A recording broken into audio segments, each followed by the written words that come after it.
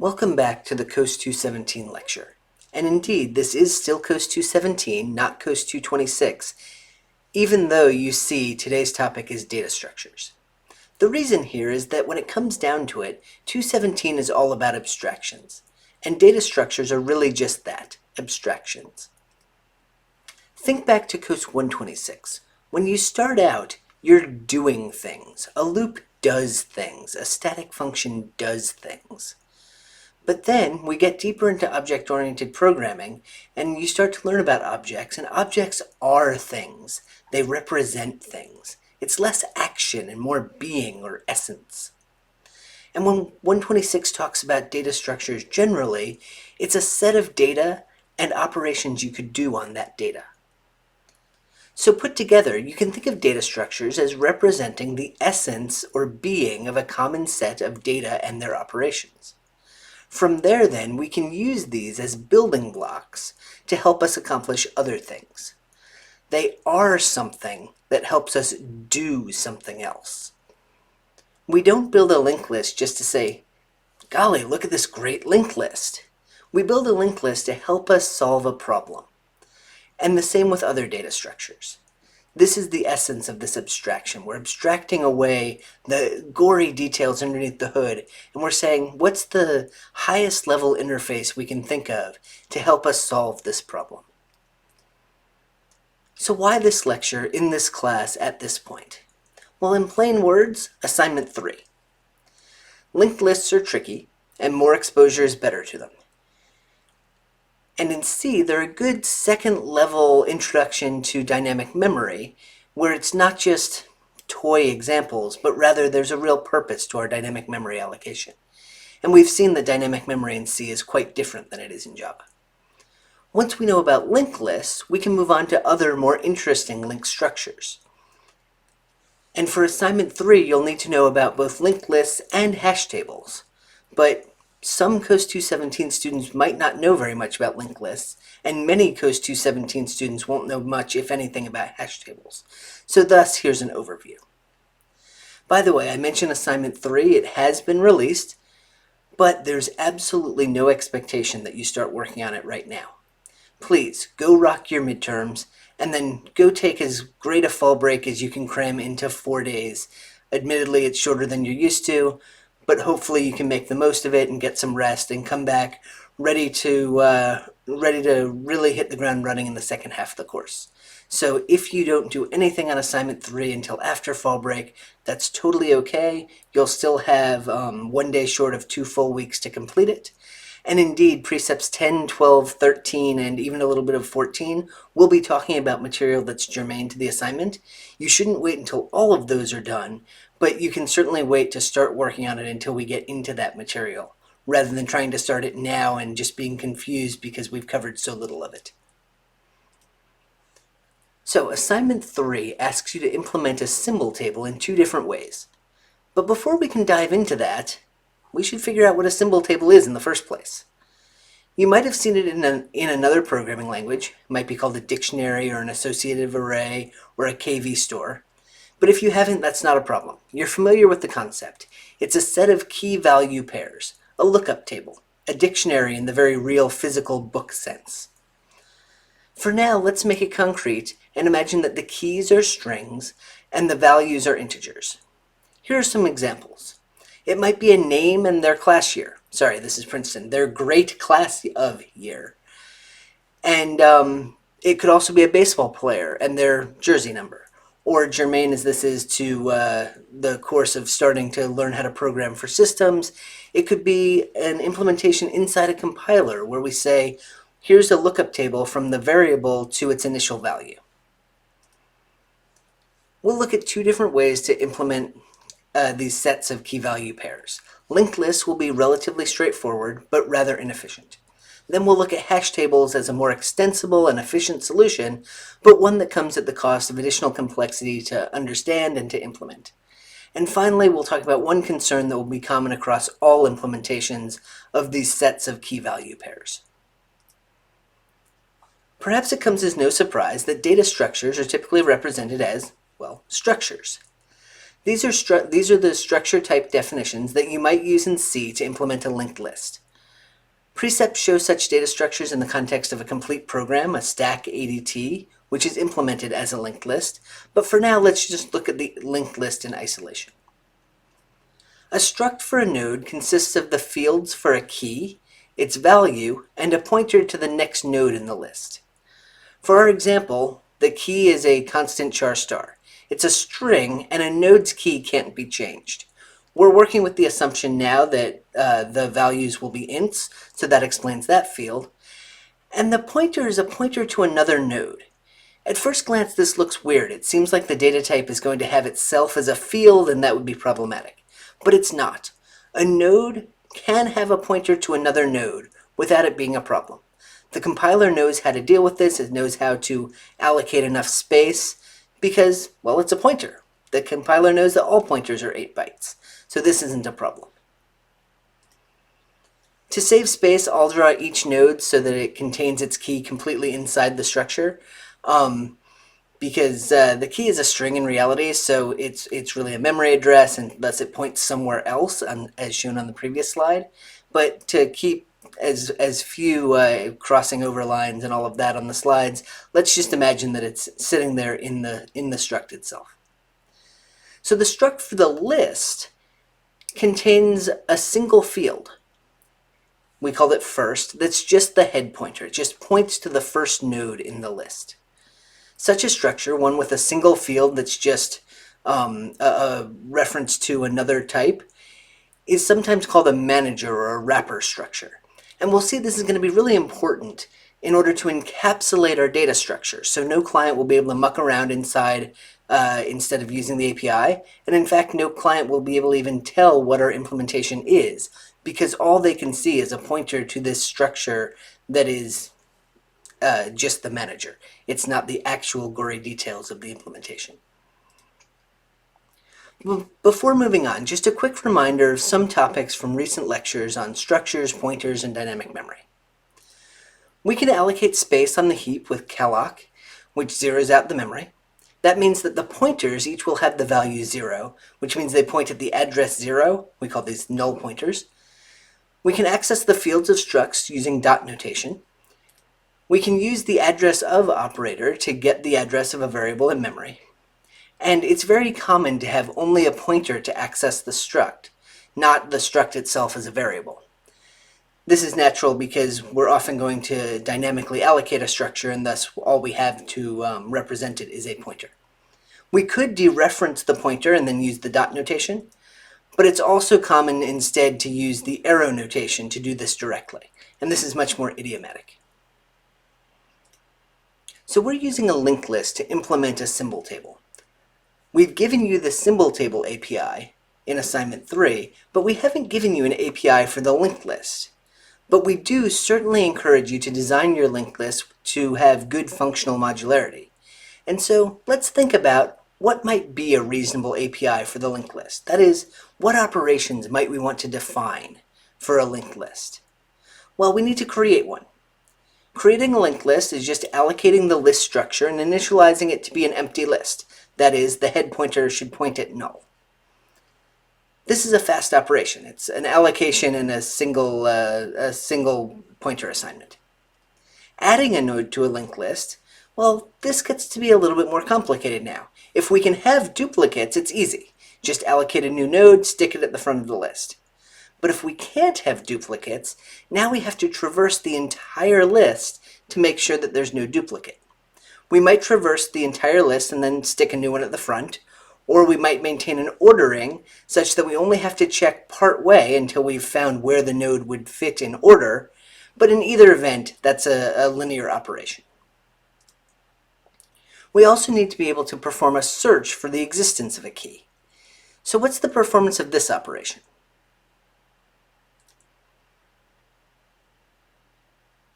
Take a moment, think about it. What is the order of growth for searching for a key in a linked list?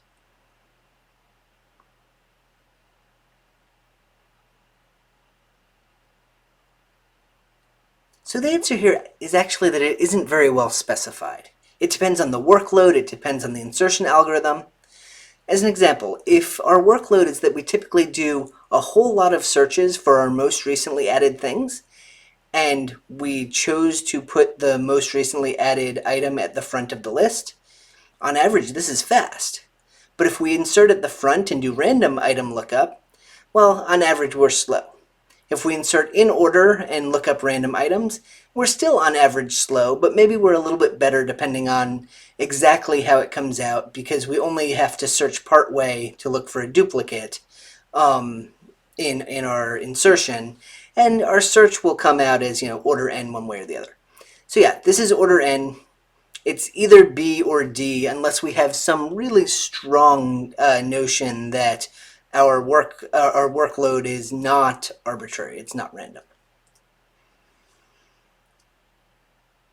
Another operation we should consider is having a method tasked with removing from a linked list. This would also be slow. Removing itself is just a couple of pointer operations, but finding where to do those operations is order n. Again, we have to traverse the list to find the thing we're going to remove.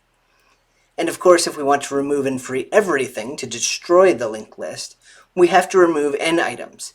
There's no search here, so it's order 1 times n, but that's still order n. So a linked list then is profiled with a whole lot of linear operations. If we have a symbol table that will store lots and lots of different key value pairs, it'll become quite slow. So let's explore a more complex data structure and hope that the added complexity actually means less computational complexity. A hash table is a list of sets of key value pairs, such that we hope each set is small. One way to implement a hash table is an array of linked lists. We hope that each list is of length 0 or 1 or maybe 2. In that case, our linear operations on the linked lists aren't a concern. That's still a really small amount of work to traverse. To do so, though, we'll need an array that's large enough to make this plausible, and a way to split data into different lists that's effective at doing so that we get roughly even distribution across all of the elements of the array. These are the structure type definitions that you might use in C to implement a hash table. Yours will be better. The value won't just be an int, and the size of the buckets might be able to change. A binding here consists of a key, a value, and the address of the next binding in the list. We say it's a binding because it binds a key to its value, but you could also call this a mapping or a KV pair, or even just a node, because it's fundamentally the same thing we had as a node in the linked list. Our manager structure here consists of an array named buckets. It has bucket count elements, and each element is of type binding star. That is, each element points to a binding. The bindings are exactly the same as the nodes were for the linked list structure.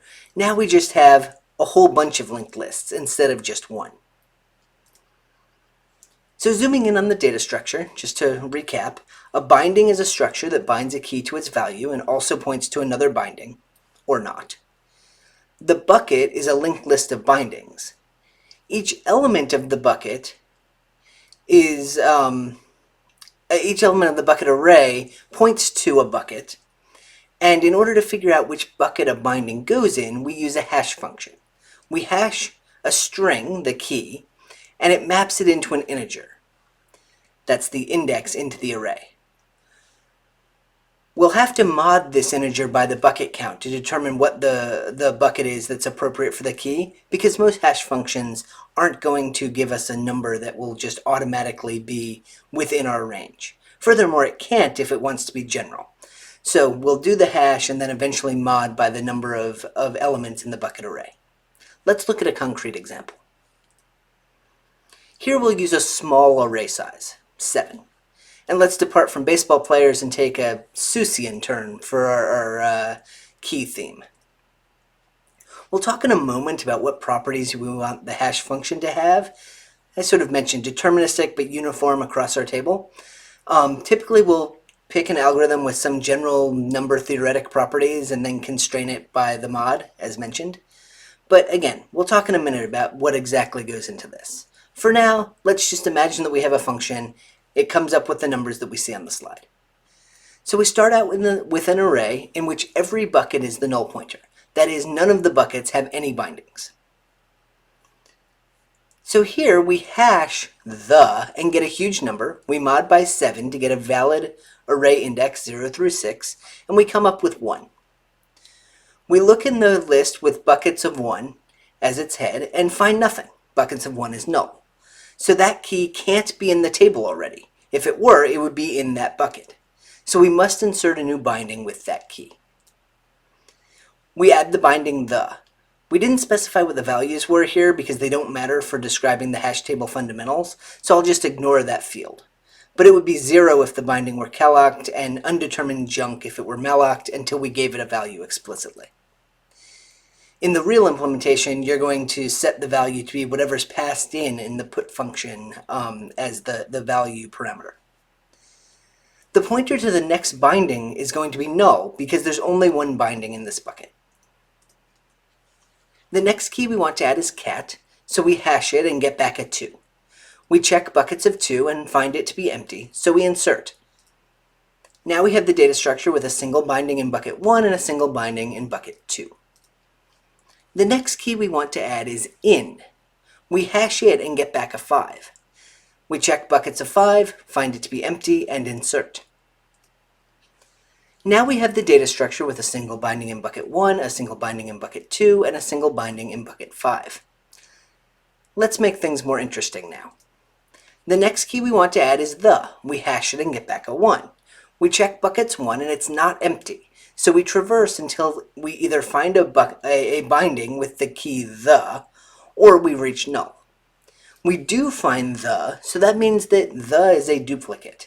In assignment 3, putting a duplicate key into the symbol table should fail without changing the table.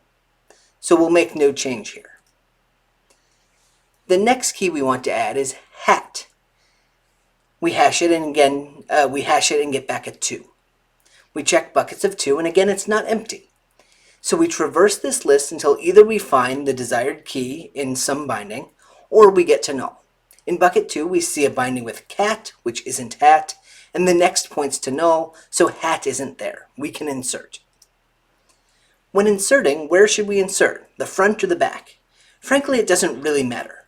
Recall that we'll have to search through the entire list anyway, so it's order n sorted versus not. We might as well add it to the front because it's easier in the general case. On the other hand, depending on how you've done your traversal, maybe you're still left with the pointer to the last item, in which case we could certainly insert in the back just as easily. Further, the whole point here is that we have a big table with a good hash function. These collisions should be rare. Each list should be very short, and so it doesn't really matter whether we put it the front, the back, the middle, and it's all the more reason to go with an easier solution. So whatever is most convenient. Overall, we're looking pretty good. Lots of length 0 and 1, one unlucky bucket of length 2. So with that example in the book, let's return to our complexity analysis. Creation now is constant work. It's independent of the number of items in the table, although it is a heavier weight operation because we have to allocate the array of buckets. Adding an item to the table requires a hash. If our key is big, hash might be a non-trivial operation. We have to mod to get the bucket, fine, and we have to make sure there's no duplicate by traversing the entire list of the bucket, then doing the insertion. So what's the complexity here? Take a look at these options, pause the video, make a decision, and then restart when you're ready.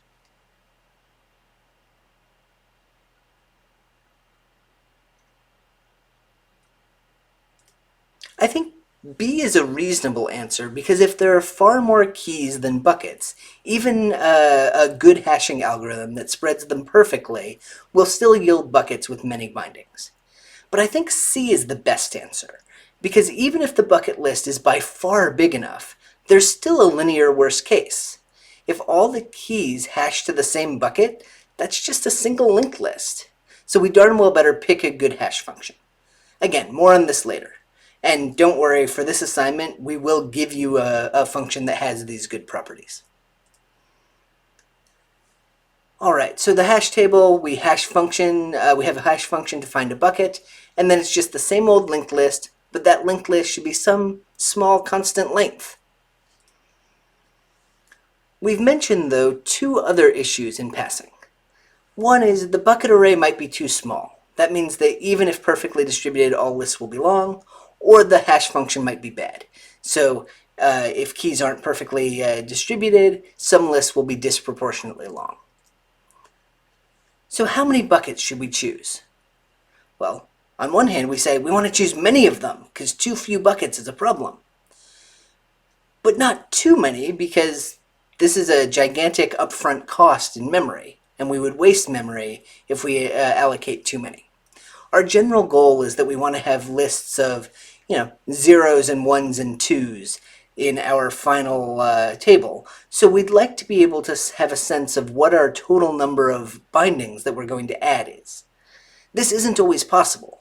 And that's why if you take a quick peek at the Assignment 3 challenge portion, you'll find that it is expanding the hash table. So you start out where you have a given number of buckets, and then eventually as it becomes too full, you say, I'm going to create a new, bigger array that will distribute better.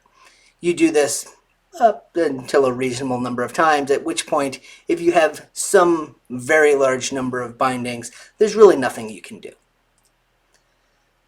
In terms of the hash function, well, we mentioned that the worst hash function possible would generate the same hash code for every element. That would degrade to a linked list. But this doesn't have to be quite so much of a straw man. Consider string length. This won't give you the same hash code for every possible key, and it actually sounds decent at first. But for names, this isn't random at all. Most people have names that are, call it 1 to 20 characters long, and it's similar for almost any natural language key. So what generally constitutes a good hash function? This is actually an open problem in numerical analysis, but we do have some ideas. We already just saw that string length isn't a good one, and actually the sum of their ASCII values is similarly compressed, because it depends so heavily on the length. If we start to really differentiate the different positions in the string, though, then when combined with the ASCII value, we can get some splay. In practice, it works best if our weighting factor is co-prime with the bucket count. Two integers are relatively prime or co-prime if there's no integer greater than 1 that divides them both. That is, their GCD is 1. So for example, 12 and 13 are relatively prime, but 12 and 14 are not. So this is actually a pretty good simple heuristic to calculate. It's an easy calculation, and it works pretty well in practice. Here's that hashing algorithm converted into code. Note that this is actually doing the weighting of the weighted sum in the opposite order of the characters, but that still has the same properties, and it's more efficient to compute than the summation on the previous slide. On the previous slide we had a of I times s sub I, but here we just have an additional multiplicative factor of a each time instead of computing a of I for each I. So we save a bunch of multiplications here by just having one extra multiplication per time rather than the computation of a product. The other thing you might look at this, even though we have a size t here, is you may be saying, this will overflow eventually. We're taking big powers here, we're doing multiplication. If we've got a sufficiently long string, this is going to overflow. And you're absolutely right. But recall from our earlier lecture, when we learned about overflow, operations in the presence of overflow are the same values as they would have been without overflow, just mod 2 to the k, where k is the number of bits. So numerical properties are largely retained. Further, doing the mod at the end to get the bucket array index throws away everything in the top bunch of bits of the number. We're looking at only the bottom bits of the number when we do a modulo. So because the numbers are the same, mod 2 to the k, and we're modding by a value less than 2 to the k, which we almost certainly are because otherwise that would be a gigantic array, our calculation yields the same bucket index whether we overflow or not. So this is a pretty great algorithm in terms of having some nice properties and not being concerned about the artifacts of how we represent integers on our system. This is more or less the function that we're going to give you as part of assignment 3. So finally, let's talk about, in a symbol table, whether linked list or hash table implementation, let's talk about our keys. To keep on track with the same implementation we've been looking at, let's continue looking at the hash table. Consider this add method for an arbitrary hash table, arbitrary symbol table. The function creates a new binding and assigns a key, a memory address, into that binding's key field. That seems reasonable. We want to take in the key and make it the key of our new binding. So let's continue. Here's the client code that calls our add function. It passes k into the table add function, and the table add function creates a new binding and assigns k to it. Everything seems okay right now. But wait. K is the address of k of 0. It's an address. Specifically, it's an address the client owns. It allocated the variable k. And thus, the client can do whatever it wants with this address. The client has every right to say, okay, now I want this to be another string, Gehrig, not Ruth. This will cause trouble in the hash table. The existing node's key has been changed from Ruth to Gehrig. This corrupts the hash table. If we search for Ruth, it will fail. The key Ruth no longer exists anywhere in memory. And if we search for Gehrig, we'll also probably fail, at least in a hash table implementation, because Gehrig is going to be in the wrong bucket with all probability. Again, in the linked list, this might not be the same, but it's still a problem because Ruth doesn't exist when we did an insert for Ruth, and Gehrig does exist when we never did an insert for Gehrig. So it's a problem in either implementation. It's just all the more stark with the hash table. So how can we avoid this disaster? We can't stop the client from using its own memory, so we have to make our own symbol table copy of the key. We have to make our symbol table not reference the client's copy in the client's memory. Put another way, we'll make sure that our table owns its own keys. So inside our insert function, it will allocate enough space for the table's own copy of the key. Remember to add the +1 to Stirland's result in order to account for the null terminating byte. Now the function assigns the address of the new memory into the binding. So the binding doesn't point at the client's memory, it points at the implementation's memory. And finally, the function copies the given key's characters into the newly allocated memory. So what's missing here? On the slide, everything's good. But recall from last week's lecture that before we do the stir copy, we really should make sure that p arrow key doesn't point at null. That is, that the allocation succeeded. Otherwise, our program will crash in an ungraceful manner by dereferencing a null pointer and segfaulting. Instead, we should handle it in another way with a conditional between the assignment and the stir copy.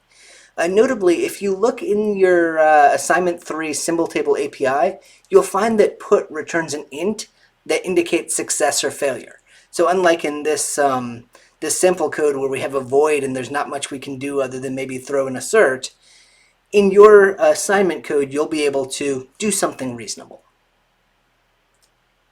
So let's return to our example with the client that changes its own k after having passed k into the add function. This is what our memory layout looked like before. But now, with the defensive copy, we don't point at the k variable from within our key, which means that our implementation doesn't reference the client's memory. Instead, it references its own memory with its own copy of the string Ruth, owned by the data structure. So when the client overwrites Ruth in k with Gehrig, our hash table is not impacted. Without going all John Sterling on you considering the data theme, that's a win. A victory for protecting the table's keys. So now that the table owns its own keys, that means it's responsible for freeing them as well. When a binding is destroyed, We've always thought, okay, if I've already allocated memory for the binding, I'll have to free that. But now inside that binding is the memory, also is a reference to a string that was also allocated in the implementation, so we'll have to free that as well. So that's that for this lecture. Relatively short lecture today because I don't want to overwhelm you with assignment 3, knowing that you probably won't be starting for about 2 weeks. Next time we'll be talking about debugging in general, and in particular about dynamic memory bugs, which are very tricky and again are very pertinent to assignment 3. Then after that we have on Thursday no lecture because you will be starting at 9 a.m. on Thursday in Eastern Time your midterm period, which will extend for 48 hours. And then you get fall break, much anticipated.